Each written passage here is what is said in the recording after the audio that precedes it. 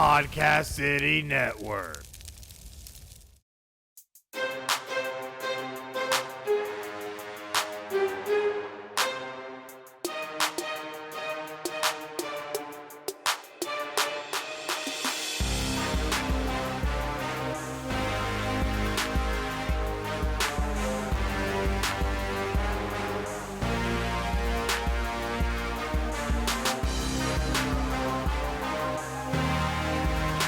This is Final Score, your number one podcast for sports news.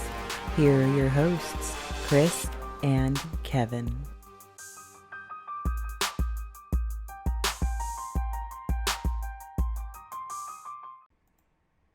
Hey guys, welcome to another exciting episode of Final Score, episode 70. Yes, we have gotten geriatric about it, and we've gotten so geriatric we've actually had issues the past couple shows, so it's just kind of fitting for the age now. But at the end of the day, though, we've gotten everything fixed. Everything should be working. So if it is, give us a big thumbs up. Go give us a like. Go check us out on social media. Everything has been so crazy lately, but we are here back to bring you the loveliness of sports live on Facebook Live and Twitch. And of course, I can't do this without my compatriot, my comrade, my ass-kicking rugby friend, Kevin Wathen. How are you, bud? Doing good. Good Sunday morning. Got my life healthy smoothie here. Enjoying that. Enjoying this weather, too. Surprisingly, not in the 95, 96 region. We've gotten a break there for a minute, so I'm enjoying this 85 degrees, which is cold to Floridians, but... Oh, I know, man. It's been absolutely crazy just how hot it's been, and now it's just like, But I'm a little bit further south than you, so it's just like a mild So, Yeah. Is what it is. And we don't have to deal with the double hurricanes either. Yes, definitely good news for us. Not so much good news for Louisiana and Texas, but, hey, things happen. It's 2020. Who would have thought a double hurricane heading this way? No, nobody would have thought. I had sharks with freaking laser beams on their heads, but, here we are. But definitely make sure to follow all things Final Score on our social media on Facebook, Twitter, YouTube, Twitch, and Instagram by searching at PCN Final Score. Give us a like, give us a follow, share us with your friends, invite your friends, leave us some comments, and more importantly than anything, leave us a rating. Let us know how we're doing, because we always try to bring the very best show that we can, because, hey, we're Final Score, and it's what we try to do. But definitely some exciting stuff, hopefully this week, in the field of rugby, because I'm going to hand it off to you, Kevin, for the rugby review. Oh, you're going to be disappointed by this one, Chris. The way we start off today's review. Because guess what? On Thursday morning, your Melbourne Storm don't even put up a single point. I don't even remember the last time Melbourne Storm got beat and didn't even put up a point. 14-0 against Parramatta Eels, taking down the Storm. Hopefully the Storm will bounce back next week. Friday morning, we kicked off with the Perth Panthers taking down the Cronulla Sharks. Big scoreline there, 38-12. Next match on Friday, footy, the Dragons winners in the winners column, 28-24 over the Brisbane Broncos. The Canberra Raiders on Saturday morning taking down the Gold Coast Titans, 36-16. The second matchup on Saturday was the Sydney Roosters, another big scoreline, 38-16. And at this point, I'm thinking, okay, it's just going to be blowout after blowout after blowout, but I'll take the next blowout. The Rabbitohs at halftime were up 38-0. That's almost a point a minute, and electrifying, especially Adam Reynolds kicking, I believe, 9 for 9 on his goal kicks. They end up winners 56-16 over Manly Sea Eagles. So huge victory there by the Rabbitohs, which pushes them up to the number 7 spot in the table. The New Zealand Warriors this morning taking down the Bulldogs 20-14. Close matchup there. Bulldogs seem to, no luck on their side. Close matchups these past 3 games, but they seem to always fall in the loser column, rounding out our table at the bottom. And the Newcastle Knights just finished up against the Queensland Cowboys. Another blanking there as the Knights take down the Cowboys 12-0, which brings us to our table after the round of 15. The Perth Panthers, number 1, with 27 points. Your Melbourne Storm still in number 2 at 24 points. The Parramatta Eels in number 3 with 24 points as well. The Sydney Roosters in 4th place with 20 points.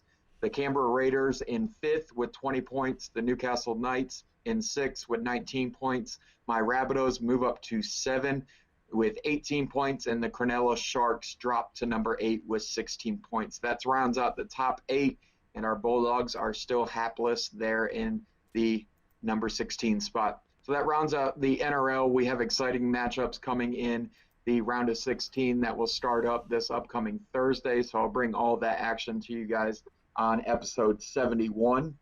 I got some good news coming out of the domestic front.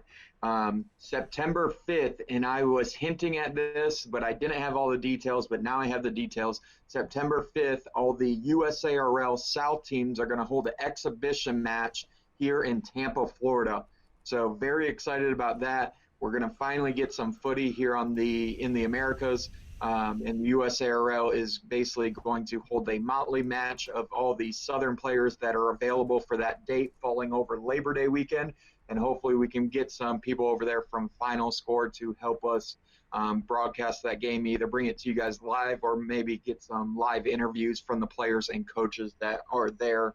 But it's going to be definitely a good hit up to at least get a game in this season and at least stay fit through these times where it's canceled the majority of our season. Also, yesterday, I got a chance to run around with the Jacksonville Youth U19 program as they continue their off-season preparation, getting ready for the 2021 season. So I went out there yesterday. They have a ton of good athletes as Aaron Church takes the helm and leads them as their head coach.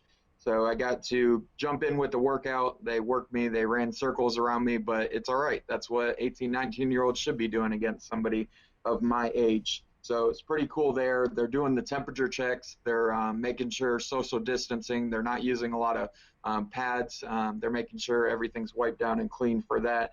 So if you have a son or daughter in the Jacksonville area, St. Augustine area, Savannah, Brunswick, we've even had players as far as Lake City, even Daytona, come up and play with us. Anyone under the age of 19 is more than welcome to come out and try that to at least get into shape, especially if your sport has been canceled. High school football on Friday night, we had Charlton playing in a match. That was awesome to see high school football back in Georgia. So hopefully we follow suit here in Florida coming up through that. And Chris, did you see the post that I made? Mackenzie Milton back running again. That's why I'm sporting the UCF hat here.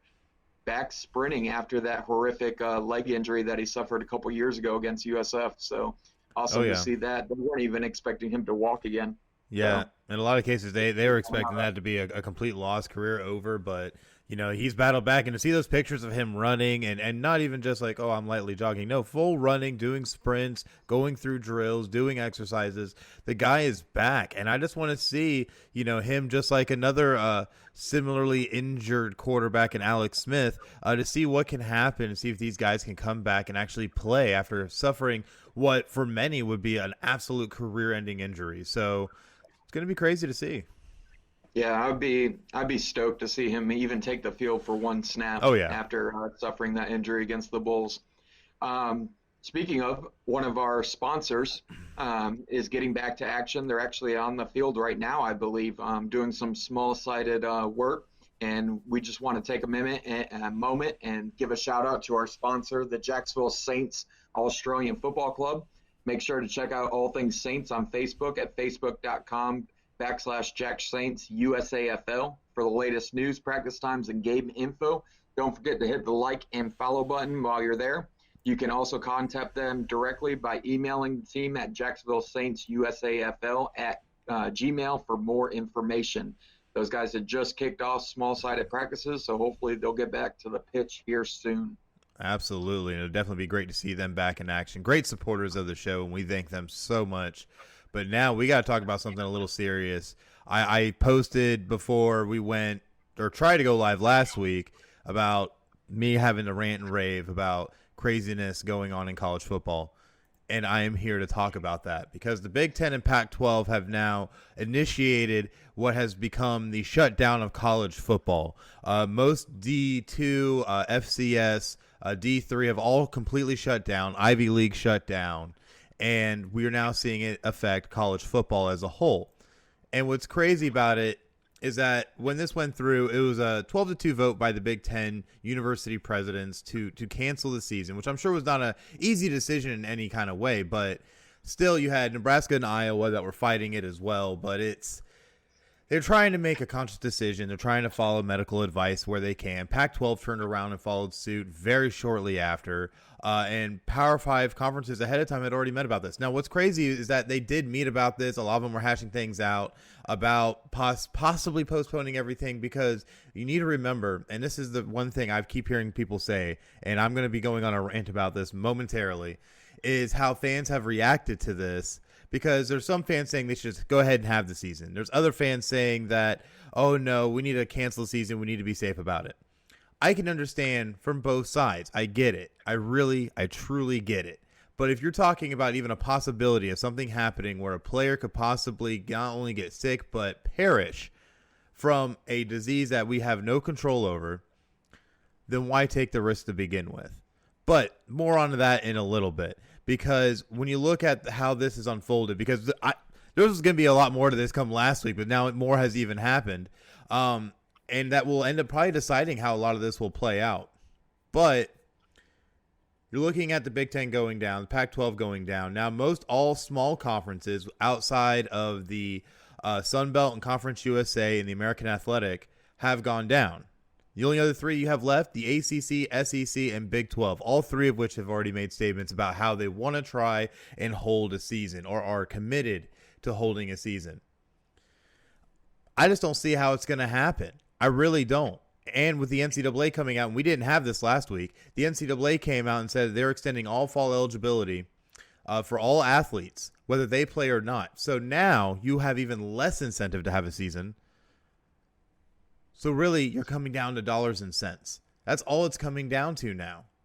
So I don't understand how there's still 6 conferences that want to try and hold a college football season in any way, shape, or form. I think it's utterly ridiculous. We're already seeing mass issues with high schools going back. Notre Dame, I love my Irish. Guess what? They had huge issues with just students coming back, let alone athletes. So if they're smart, any kind of sense whatsoever for all these university presidents, shut it down. Eligibility has been saved. NCAA has guaranteed it. Everything is good. Shut it down. I don't know. It's getting ridiculous. What are your thoughts on it?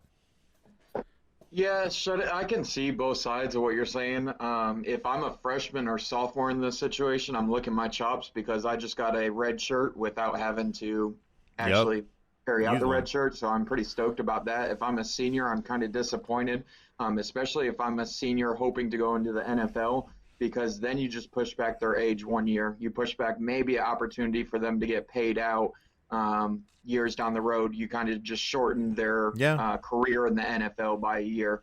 So, or 2, we don't know how long this thing's going to last. That's a good point. I was kind of surprised that the Big Ten moved as quickly as they did on shutting down the season. I'm not surprised that Scott Frost giving a lot of pushback to the Big Ten, along with Iowa as well out there. Those states, they care about their football. They got nothing else. They're staring at cornfields most of the time out there. So I see it. I'm glad the American is still holding it and still hoping for a season. But nothing has kicked off yet. So we're going to see things kind of unfold here in the coming weeks with these guys getting back to practices and seeing these outbreaks and seeing how they handle them. Hopefully the medical staff within the respective colleges can kind of keep things contained and keep things moving in the right direction. And we can show that we can hold football, because I think the biggest ones that suffer out of this is the high school athletics. And I think the only reason the FHSAA voted to move forward was because the SEC voted to move forward. They're kind of watching closely what the SEC's doing, and that holds a big influence on their decision. Definitely. So I can kind of see it both ways. You also, I know you had mentioned Notre Dame because that's you're a huge fan of them. But also UNC had to shut down their classes and move to virtual, but they're still keeping their athletics up and running. So, I mean, we're going to see things carry out. Nothing has kicked off yet, so things could drastically change even by tomorrow. Absolutely.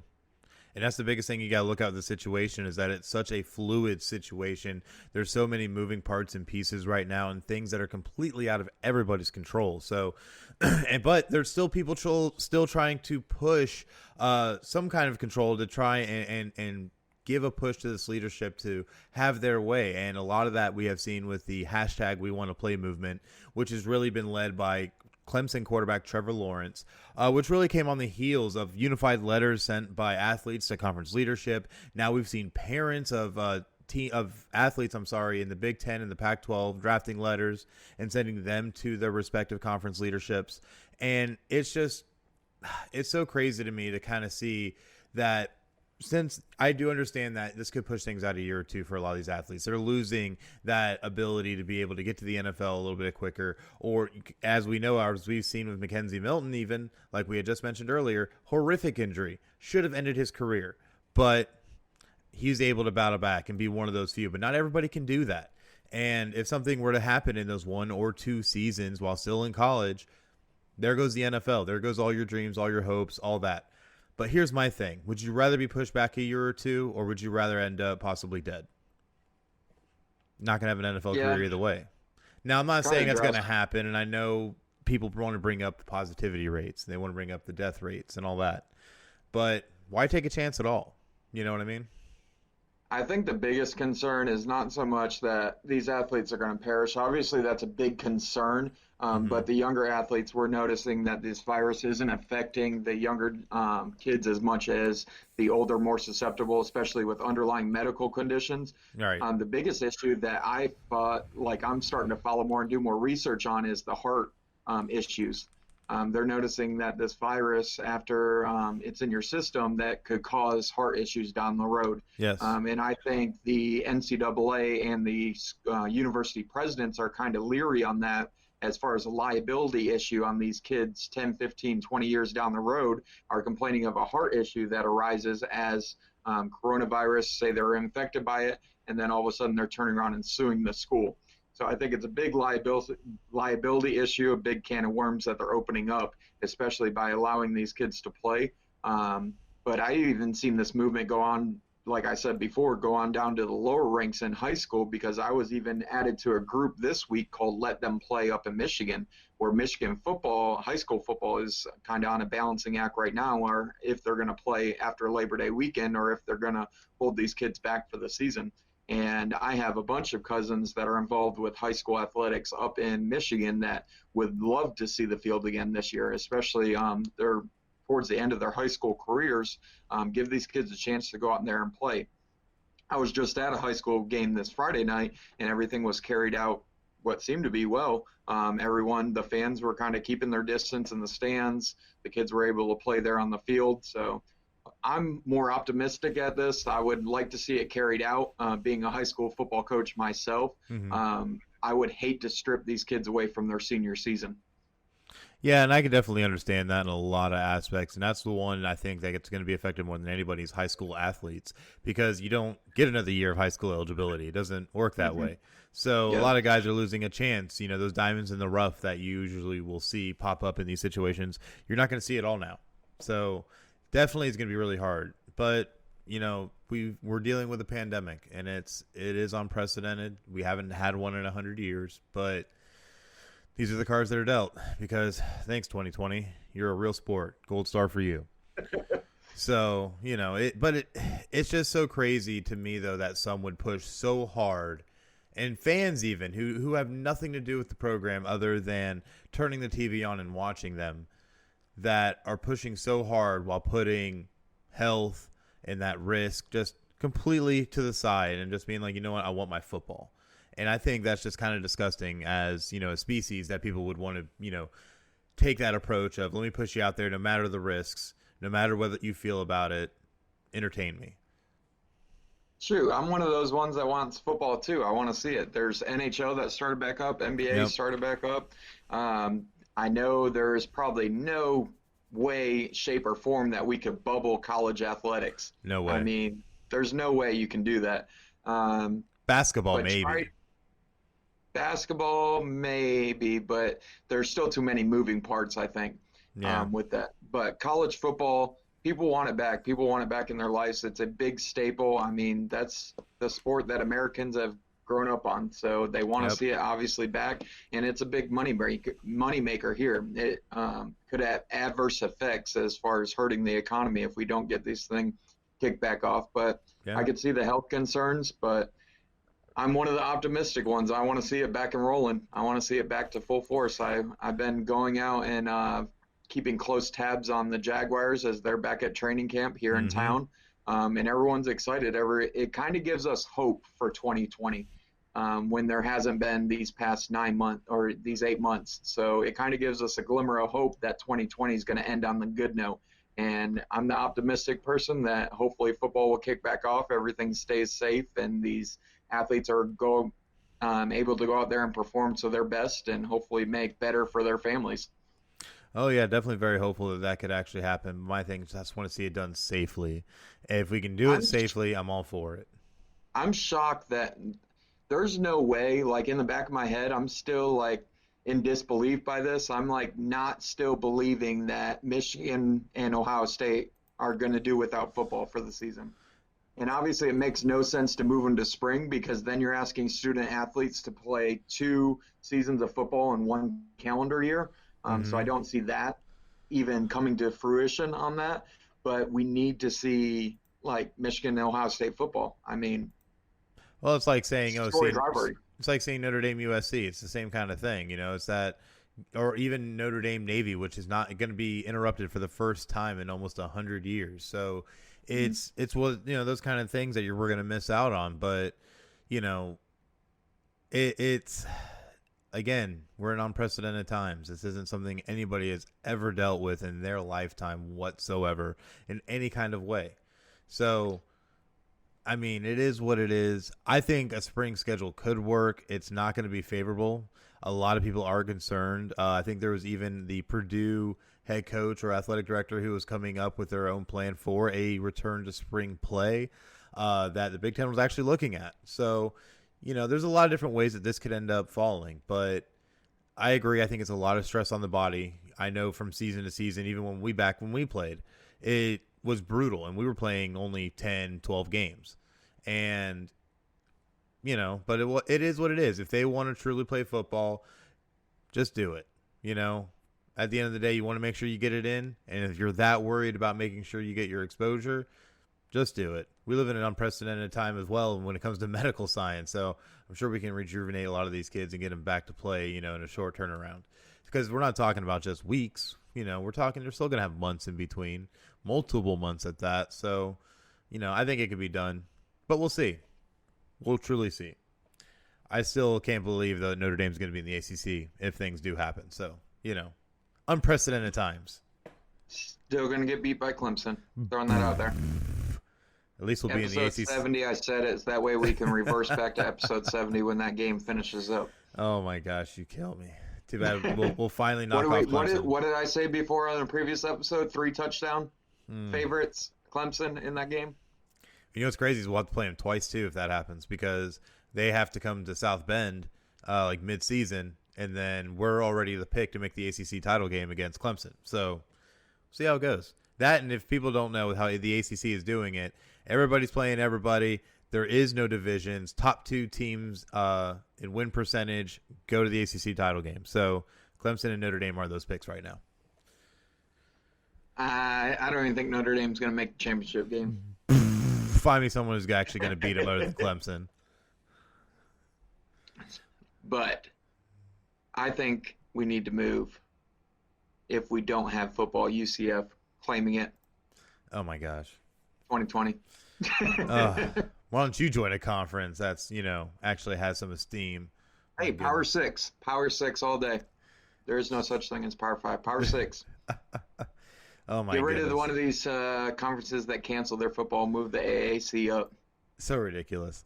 so freaking ridiculous. But we're going to go ahead and move on because at this time we'd like to take a moment and thank the Jacksonville Rugby Football Club and Jacksonville Wolverines Youth Rugby for being a sponsor of Final Score.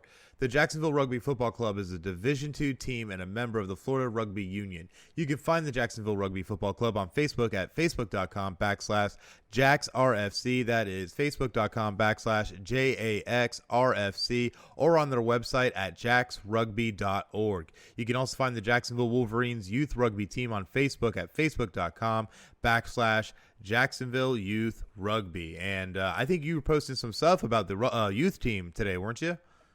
Yeah, they kicked off yesterday, like I said before, and we're out there running around in the sun. My face is a little bit sunburnt. I don't know if you guys can see that.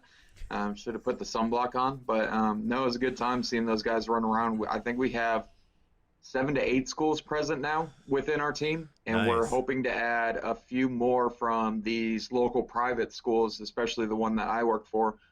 So hopefully we'll have a lot more athletes out there. But Aaron Church, the head coach, which I had on an earlier interview as part of the rugby review, he's estimating a target about 50 to 60 athletes this year, which will be our biggest turnout. That's And great. mind you, we've only been in existence for, I think this is our 5th year in existence. I'm coming back on this year to help them out with coaching, which is funny because I was the head coach and founder of the program, but now I'm an assistant coach under one of my good friends in Aaron Church. So it'll be good to get back in coaching with him. I trust everything he's doing. He definitely whipped me into shape yesterday, or showed me how much out of shape I was. So I need to get back to sprinting and run around a little bit more, but we'll be back at it Saturday morning out there at Bay Meadows Park here in Jacksonville. So good on these boys that show up, and some of them are still in football season. They just want to get the extra training in. So the mindset's there. They're aggressive. They're hungry. They're kind of pissed off that their 2020 season was canceled just short, especially they're making a run to be back-to-back champions in the state of Florida. So they're hoping to make another run at 2021. Dude, that is absolutely amazing to hear, and hopefully they are able to make that run and get something going. And we thank them so much for sponsoring Final Score. But now we got to move on and talk about some really exciting stuff going on right now with the NBA playoffs. There hasn't been a lot to talk about in sports in general, except for hockey and NBA, I feel like. But NBA has not disappointed in any way, shape, or form. And it all kicked off back on August 17th of the playoffs. But even before that Saturday before, we had a play-in game between Portland and Memphis for the 8th seed in the West in classic shootout style. Portland ended up winning the game against Memphis in dramatic fashion, 126-122, after Portland had already trailed by 5 with 4:24 left in the game. So it was an absolute crazy game. Did you see it at all? No, I didn't get a chance to see that. I was too busy watching NRL games all weekend. The rugby just doesn't stay off the TV. Every once in a while, my wife's like, all right, we need to give it a break, take a break for about an hour or two, and then we'll watch like a show, Netflix show, and then we'll go back to rugby. Right. But still. I was excited, though. Like, I was stoked a couple nights ago. The Magic pulling off an upset against the Bucks in Game 1. Yeah. And then all of a sudden we lose the next 2. And I'm like, come on. Yeah, it's been ridiculous. It gave me some hope. Yeah, the Magic ended up making it in as an A seed. Ended up taking that first game by 12 points over the Bucks, 122-110, but have looked dismal since and got flat out dominated. I feel like in this last game, we just kind of made a late game push, and I don't know if the Magic are going to have it this season. The Bucks are looking like they're going to end up marching on. Well, the Magic are like decimated right now as far as injuries piling up. And then they had who was it that left the bubble for the Magic? But they're just decimated right now. I looked at the roster, and they're kind of playing with second, even third stringers at some spots. Well, you got Aaron Gordon injured, and you have was it Jonathan Isaac had an ACL tear, and it's just all kinds of crazy stuff that's been happening in this team. Now you throw those two into the mix, just Aaron Gordon and Isaiah, or who was it? Isaac? Yeah, Jonathan Isaac. You throw those two in there, and it completely changes this series. I'm not saying that they beat the Bucks, because obviously the Greek freak is just exactly what his name says. He's a freak of nature. They probably still win that series, but it's not going to be these past 2 games like you've seen in Game 2, Game 3, where they're just blowing them out of the water. Exactly. It would have been at least something a little bit more, but I don't know. It's going to be interesting to see how they rebound. Vucevic has been playing out of his mind, been averaging over 30 points in these last 3 games, and it's just crazy to see him just go out there and try to make it happen, but he just doesn't have enough support, and that's what's really going to end up killing him. So he's going to end up with a back injury by the time the series is done, carrying his damn team. Right? But we'll definitely see how it plays out. We'll have more on their next game here a little bit later when we end up recapping and talking about NBA in the week ahead. Let me just try in English today. My goodness. But, yeah, still a lot of great series going on. We had the Raptors been taking on the Brooklyn Nets. Raptors been absolutely dominating, currently have a 3-game lead, 3-0 in the series, and have been flat out dominating, winning by, 24 points. Then had a close one, and then ended up winning by, 25 points. So they're killing the Nets right now. The Nets are without any kind of real star power outside. Well, really nobody. They don't have anybody right now, I don't think. You remember in the offseason when they were saying that the Raptors would be crap when Kawhi left town? Yeah. They're like, oh, the Raptors are going to really fall off, and they're right here at the number 2 seed and dominating at the number 2 seed.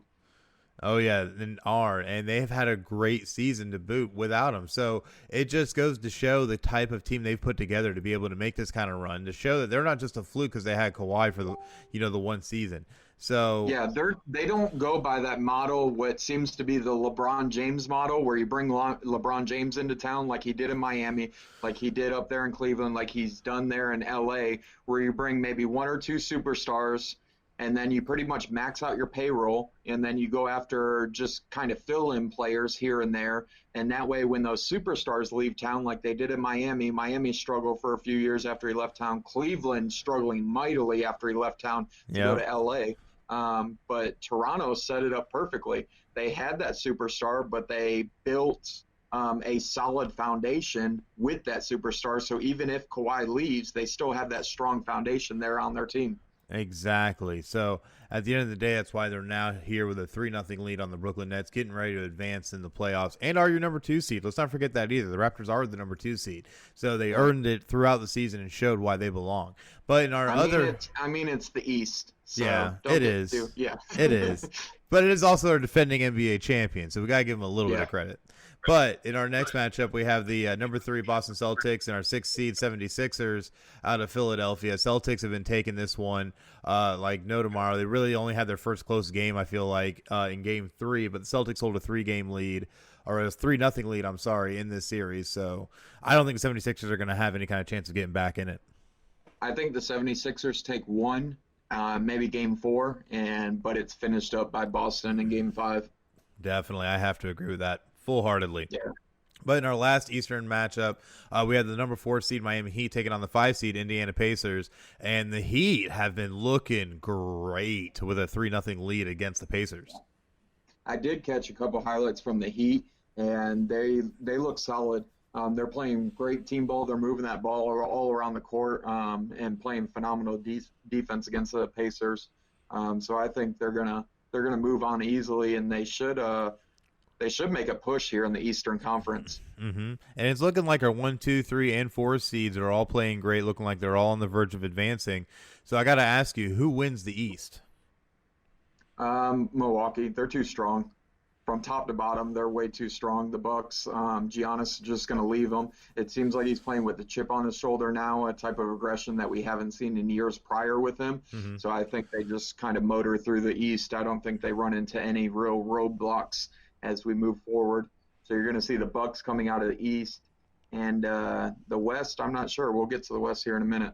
Yeah, we definitely will. I think, honestly, with how the East looks, I think it'll end up being a Raptors-Bucks Eastern Conference final. But I think that's where the Bucks are going to have a lot of trouble. I honestly think that series could go easily 6, even 7 games before you have a Eastern Conference champion. And honestly, though, I think it's going to end up being the Raptors. I think the Raptors are going to end up going all the way back to the NBA Finals. But we'll see how that works out. But in the West, episode 70, we're going to go back to this, and then you'll have to say, Kevin, you're right.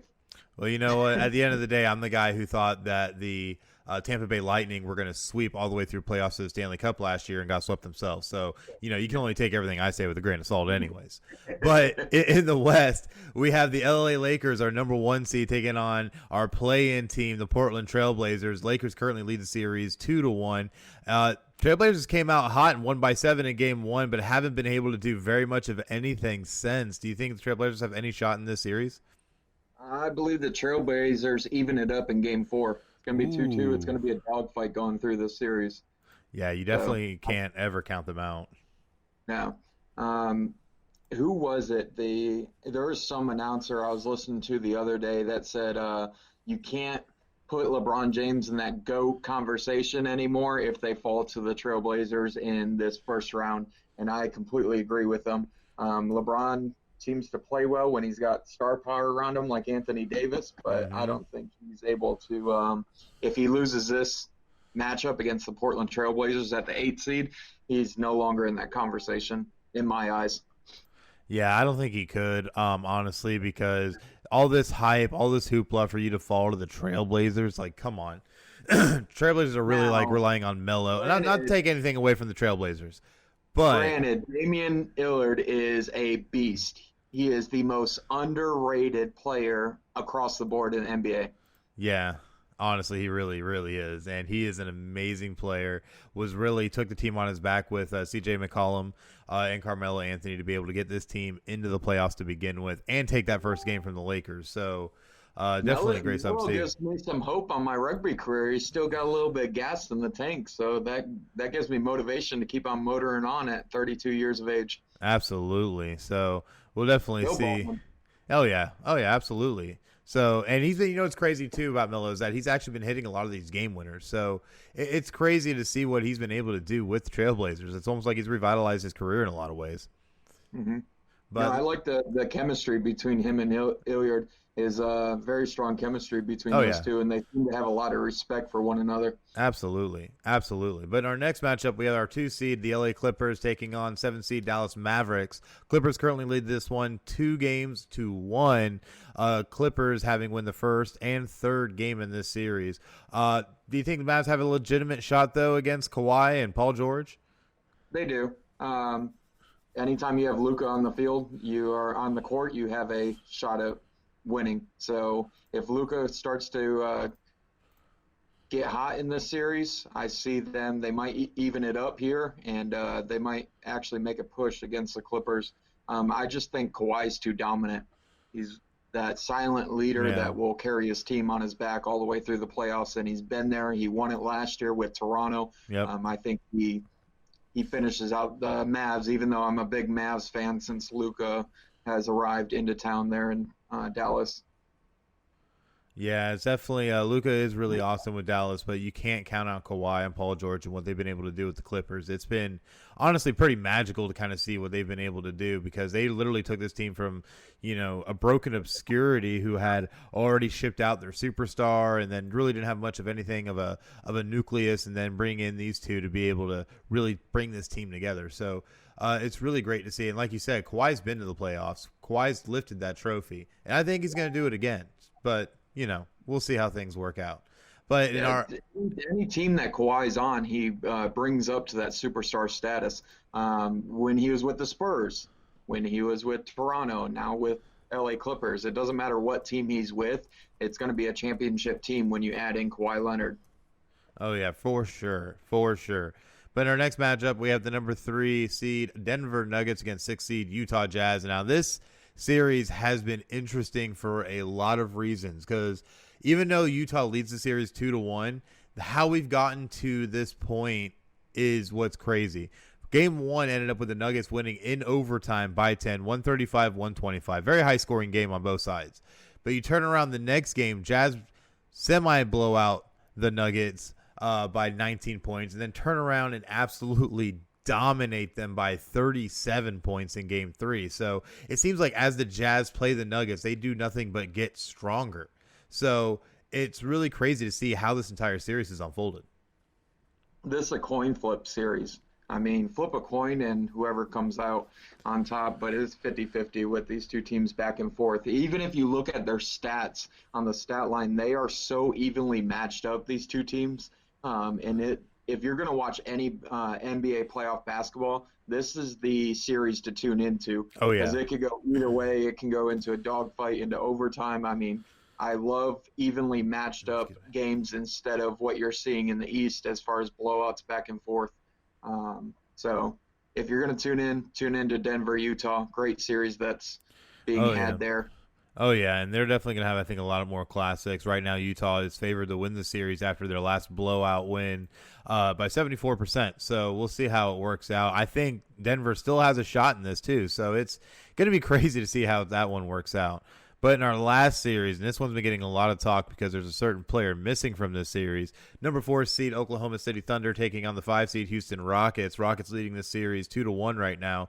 But there is no Russell Westbrook. Russell Westbrook, if you remember, ended up injuring his quadricep right before play started and was expected to miss initially 2 to 4 games, but is now possibly expected to miss the entire series, now putting the entire hopes of the Houston Rockets on Harden's back. So it's going to be crazy to see how this plays out. But what's interesting, and I got to see some highlights of a lot of these games, but the Rockets take games 1 and 2 pretty decidedly. But I watched game 3, and I saw the Rockets just playing sluggish, just playing, just sloppy basketball. Game ends up going into overtime tied at 104 apiece. They were within 4 to 5 points throughout this entire game. But get to OT, and then the Rockets just fall completely and utterly flat on their face. The Thunder came out and scored 11 unanswered points. Ended up at this point being up was 115 to the Rockets 107, and still ended up getting 4 more points before the game was over. So the Rockets just looked horrific, scoring only 3 points in overtime. So I don't know. I thought the Rockets were going to take this one, but it's not looking that easy. I was happy to see Chris Paul get a victory, but it's kind of weird seeing him in an OKC uniform. Oh, yeah. Especially when he's crossed the ball against Houston, his former team. But it was good to see him get the victory the other night there against the Rockets. James Harden, though, he's done it before. He hasn't got over the hill yet, but he's definitely gotten out of the first round a bunch of times. And I think he's going to move this team forward in the Game 4 matchup. Mm-hmm. So I think the Rockets take this eventually. Oh, yeah, definitely. I think the Rockets still have the upper hand in this, and their depth and their big playability. So I absolutely agree and think that they'll be able to overcome this. But I don't know. The door has opened, so we'll see. Definitely. And don't ever count Chris Paul out, because I think he's got a little bit of chip on his shoulder playing Houston. And Chris Paul seems to be a magician with the ball. And now that you gave him a little hope coming out of Game 3, mm-hmm. I think he's going to come in lit on fire for Game 4, trying to take him down. Absolutely agree. There's nothing better than playing against your former team and beating them. Yep, that is very, very true. And we'll definitely see how it plays out. But looking over the West, who do you think ends up taking it and makes it to the NBA Finals? I think it's going to be the Clippers coming out of it.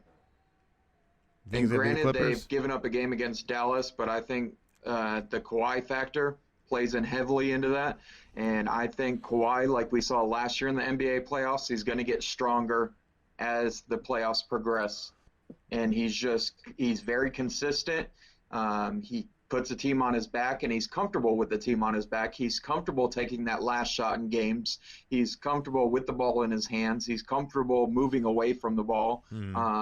So I think Kawhi just keeps on getting stronger and carries the Clippers along with Paul George, and they move on in the West. Yeah, the West is so much more wide open, I feel like, in certain aspects. But I have to agree that the Clippers are going to end up representing the West, making it to the NBA Finals in my perceived finals of Clippers-Raptors. So it's going to be interesting. Mine would be Clippers-Bucks. Clippers-Bucks. So both agree that it's going to be the Clippers, and the Lakers are going to fall on their face. Way to go, Lakers. So definitely going to be interesting to see how it all plays out. And a lot of this we'll be starting to wrap up here over the course of the next week with this round, and we'll be moving on to the next round of playoffs. So definitely make sure to check back next week when we have a lot more of those updates and scores for you. But, man, there's a lot of places you can find Final Score, don't you? A bunch of places. On audio, we got Spotify, iHeartRadio, Apple Podcasts, TuneIn, Stitcher, Podbean, and Google Podcasts. Also, our video format, you can find us on YouTube.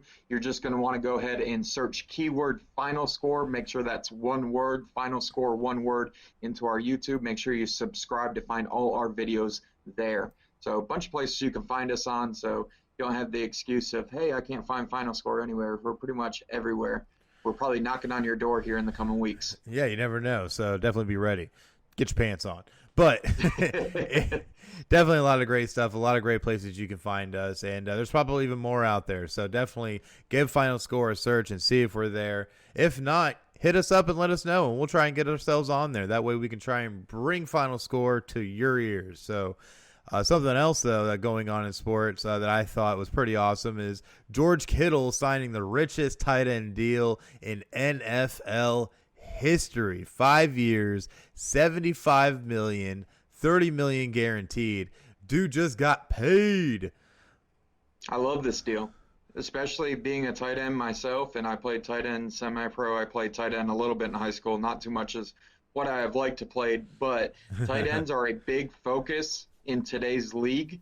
If you have a strong tight end and a strong quarterback and a little shifty running back, you're going to make big waves. Look at Travis Kelce there in Kansas City. Look at Rob Gronkowski, how he kind of follows Tom Brady around like he's his little puppy dog. You have a good tight end, you're going to be dominant in this league, and they need to be paid for it. They were, back a few years ago, one of the most underpaid positions. And now the tight ends are starting to be the main focus of football, and we see that with the money that these GMs are willing to give these guys. Yeah, there's a lot of talented tight ends out there, too. So it's really great to see him finally get paid, get his own. And right now, I feel like the 49ers are Super Bowl or bust. But you look at the stats of what he's been able to do. 2019, he had 85 receptions, 1,053 yards, 5 touchdowns. The year before, 88 receptions, 1,300-plus yards, and 5 touchdowns. So it's absolutely insane, the stats he's been putting up. And it doesn't matter who's throwing to him. Dude just makes money happen. So, you know what's crazy about his contract too, though? And I found this out as a random fact, because you always can find these, is his contract would make him the 12th highest paid wide receiver in the league behind Jarvis Landry. Isn't that crazy? Oh, wow. Yeah, that's nuts. Absolutely nuts. Well-deserving, though. Absolutely well-deserving. Kittle. Yeah, definitely. And then shortly after, Kansas City Chiefs tight end Travis Kelce also re-signed with the Chiefs on a 4-year, $57.25 million deal that literally was hundreds of thousands of dollars behind Kittle's deal. So very close, very, very close in actual money. So tight ends getting paid. But the big question here is that we got another tight end sitting out there that's near and dear to my heart that needs to get paid too. And that's Eagles. Who's going to throw him the football? Hey, Carson Wentz is just going to be bionic by the end of the season, okay? He's just going to be a cyborg. He's still healthy right now in training camp? Yes, he is still healthy right now. No bum, thumb, knees, or crazy head injuries from crappy defensive ends that can't even get signed right now. Anyways, Eagles tight end Zach Ertz is going to be the next one to get a big payday, but when is he going to get that payday? I think it's going to come soon. You have these guys that are starting to fall like dominoes. He's the next in line. And tight ends are the main talking point in today's NFL, like I said. We have a good one up in Detroit as well in Hawkinson. Yeah. And I think Hawkinson, once he finishes out his rookie deal, he might even see even bigger numbers than this, seeing the production he put up in Detroit last season. I don't know. Who's going to throw to him? Matty Ice. Matty Ice got a few more good years left in him, even after that broke back. Well, I don't know about good years, but maybe years. But we'll see. We'll see how it plays out. But it's still, at the end of the day, it's great to see Kittle get paid and finally get his due with the kind of stats he's been putting up, with the kind of enigma he is, the people's tight end. He's already been dubbed by The Rock. When you've been dubbed by The Rock as a people's player of some kind, you're official. So, can't argue with it at this point. He's a fun player to watch. I mean, I watched him in that playoff game last year, and he gets knocked down by the sideline. He gets up and does the whole wrestling move over top of it. And that got me fired up. I was like, I would get behind this player any day and put on pads and play on the same team as this guy. I like playing around players with that same passion and that same fire. It reminded me of a high school player or a college player that still has fire for the game. Because in too many instances, we see these guys get to the top level, and that fire kind of diminishes from them. But George Kittle, he has fun playing football. You can see it. It's written all over him. Absolutely. And have fun getting played football and then get paid on the back end. Yeah. So, absolutely, man. Absolutely. You can't go wrong with that in any kind of way, shape, or form. So really great to see all the way around. But you know what else is great to see?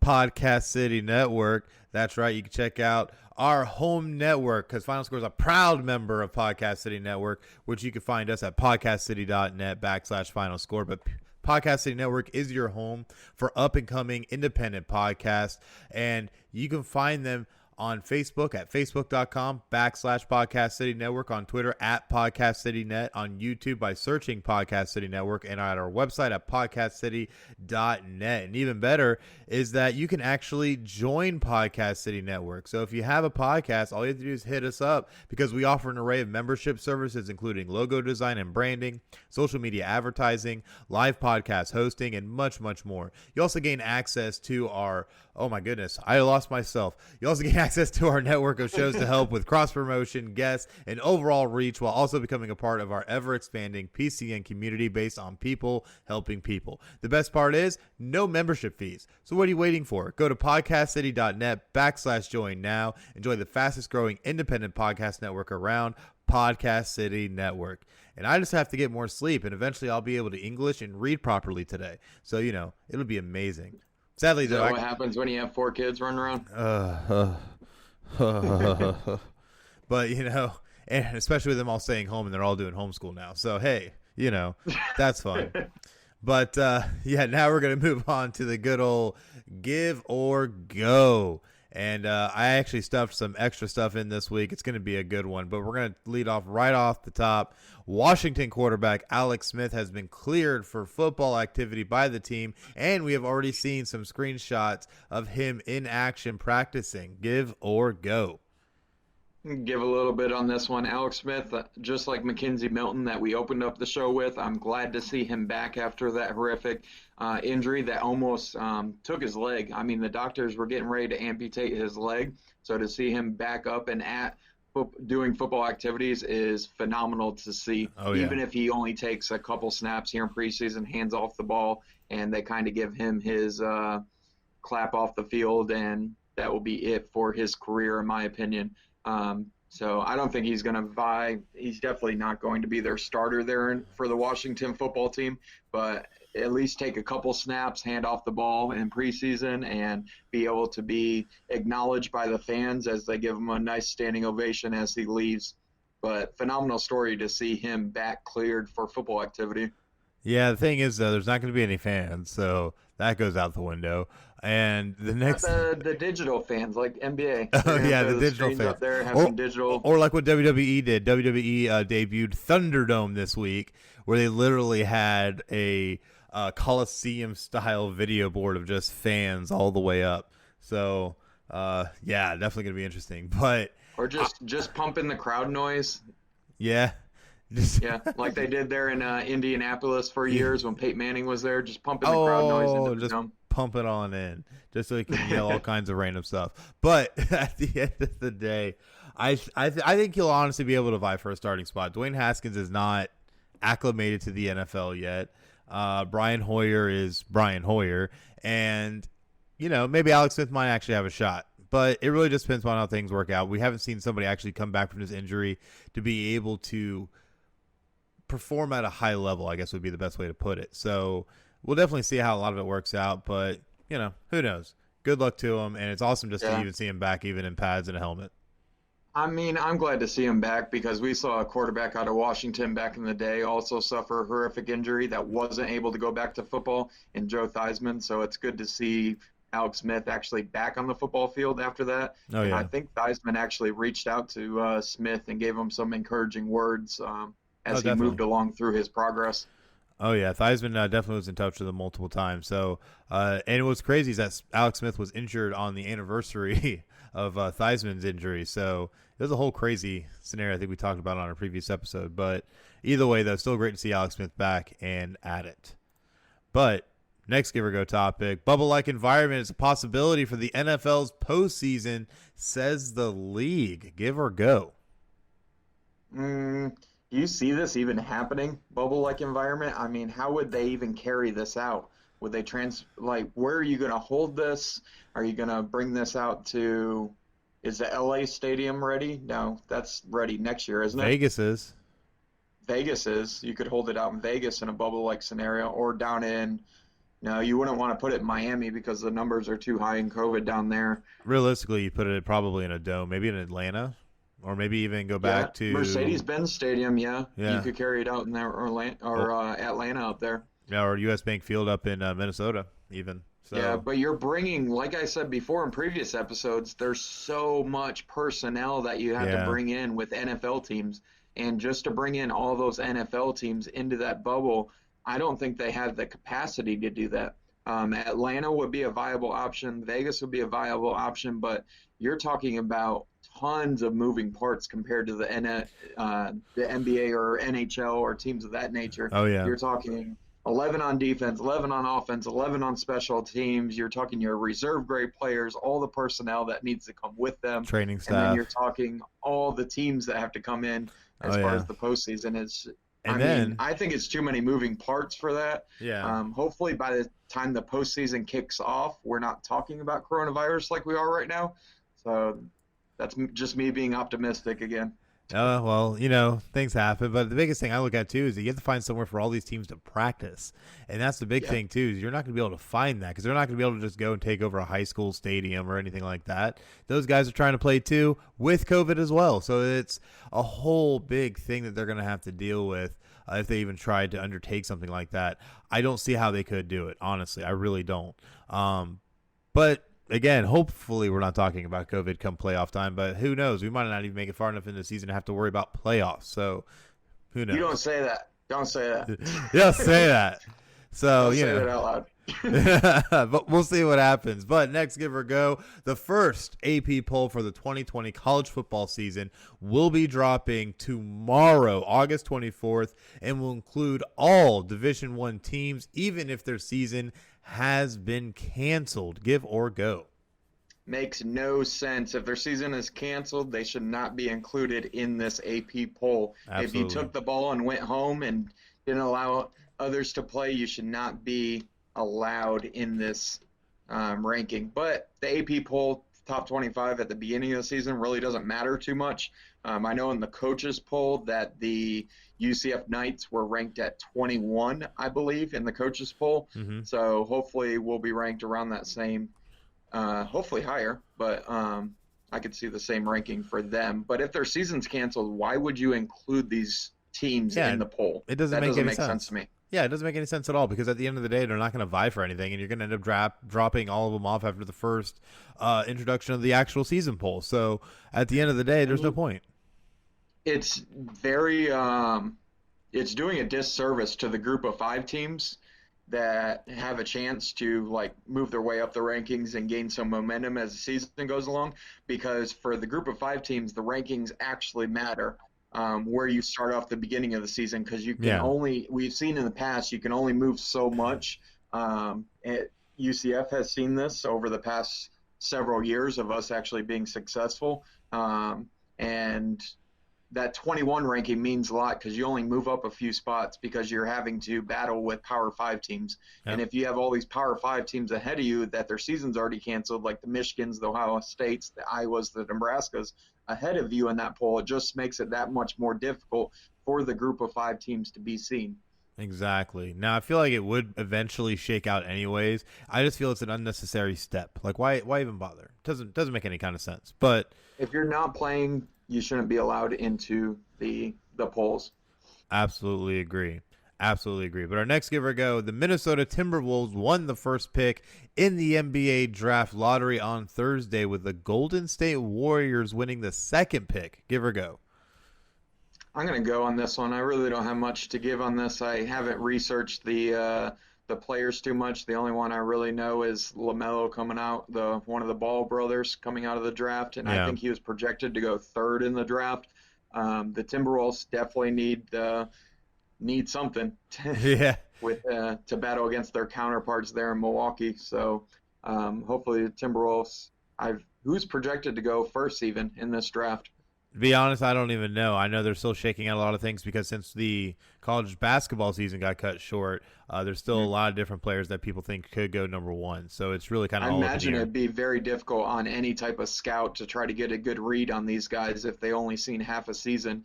And some of these guys hopefully were trying to make a breakthrough their senior season to get seen, and they couldn't because their season got cut short in March. So hopefully these guys come in and make an impact in the NBA, because we've seen over the past couple years these first-year rookies coming in and making a huge impact, especially Zion Williamson coming out last year out of Duke. Yeah, and John Morant too. So it's really crazy to see what they've been able to pull off. So I mean, John Morant coming out of where was he? Some no-name school, but he made a run in March Madness, and that's what propelled him to the status that he was at. Without March Madness, I don't think Ja gets that type of accolades that he got and was able to be drafted that high. He needed that platform to catapult him into the NBA of where he was at. Yes, phenomenal player, but I don't think he gets drafted that high without March Madness. So I feel bad for these guys that their season was cut short. I absolutely agree. And that was Murray State. He went to Murray State. And it was just crazy because I absolutely agree. March Madness is the stage where a lot of players were able to cement their legacies in college to be able to get to the NBA. So you take that away. Look at UCF player Taco Fall that plays with the Boston Celtics now. Great, yes. Without March Madness, Taco Fall doesn't go on because Taco Fall matched up against Zion Williamson in that dramatic game UCF versus Duke, where UCF almost took down the favorites Duke in March Madness a couple years ago. Absolutely. So it just goes to show how much that can impact. But, it is what it is. And hopefully we do see seasons be made up. Obviously, we're not going to see anything made up for last year's basketball season. It was killed and in the books, which is really does stink for those athletes who now are going to try and figure something out. But given how basketball is with the one-and-done system anyways, at least they still have opportunities. And that's going to be the big thing. But our next Give or Go topic, Oscar De La Hoya says he's ending his retirement to resume his boxing career at age 47. Give or go. I like it. Can we just create a league called like the geriatric boxing league? Something along those natures. We got Tyson, we got Roy Jones Jr., we got Oscar De La Hoya. I mean, just Evander Holyfield. Bring Floyd back, Floyd Mayweather. I know he's not that old, but bring him back in the picture. Bring who else we got? Manny Pacquiao. Bring him back. Oh my gosh, he said he's even going to fight another fight. Yeah, old man boxing league. I like it. Old man boxing. OMB. I already see the logo in my head. So, people listening, give us a call. We'll make it happen. But I think it's crazy. 47 years old, he's making it happen. But hey, if you're in shape and you can still do it, do it. Are they going to be squirting water in their corners, or is it going to be prune juice? Like squirting prune juice in the corners? He said prune juice. Supplements, the silver. His Metamucil. Men's 1-a-day silver. Take some quick Metamucil between rounds. Yeah, there you go. Oh my gosh, dude, that's so ridiculous.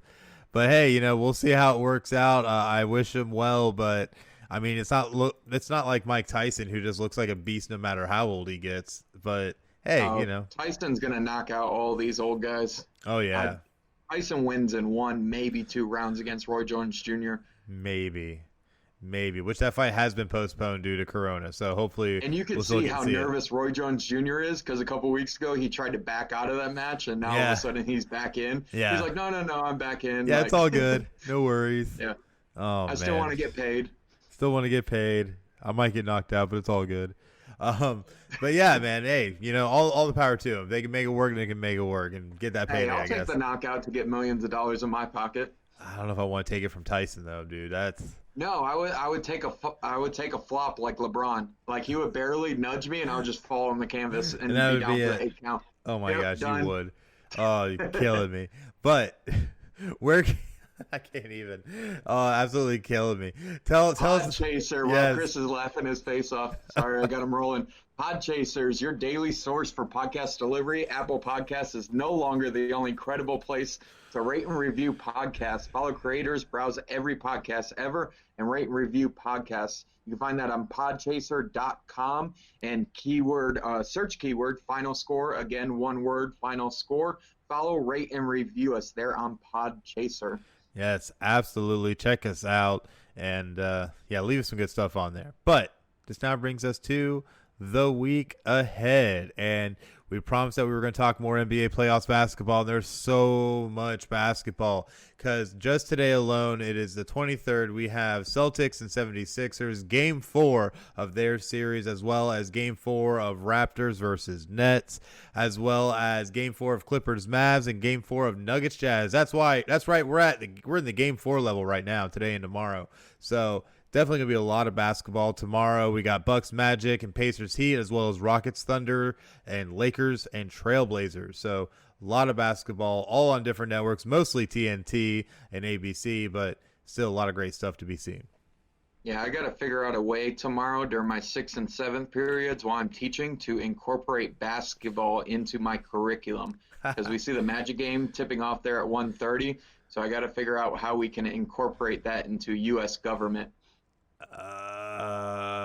I'm drawing blanks. We'll figure it out. But we're also, this upcoming Tuesday, this is going to be a big one. We're bringing back Good Morning NHL with George DeMoya, Tuesday at 11 a.m. live on Facebook, live and Twitch, as we are going to review the first round of playoffs, plus preview the second round of NHL hockey, because my Philadelphia Flyers have advanced to the second round. So it's going to be a lot of great stuff to talk about. And if you remember our last Good Morning NHL that we did with George DeMoya, he made some pretty big predictions, and some fell flat on their face. So I get to call him out on that too. So that'll be pretty awesome.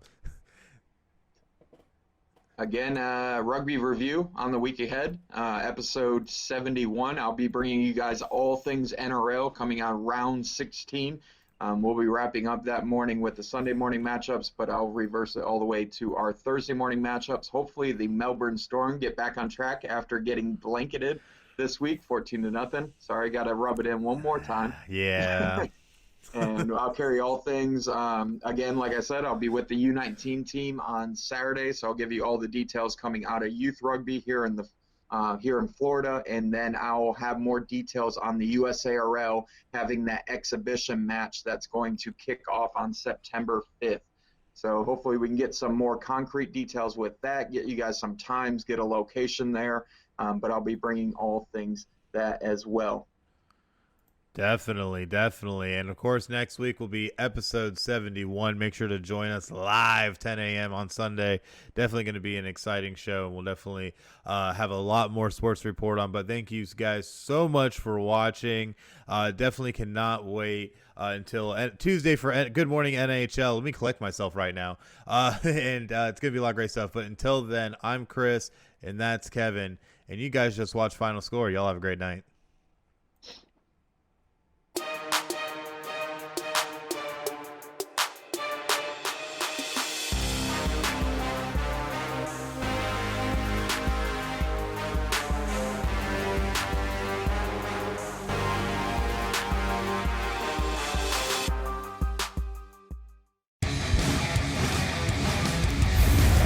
Podcast City Network.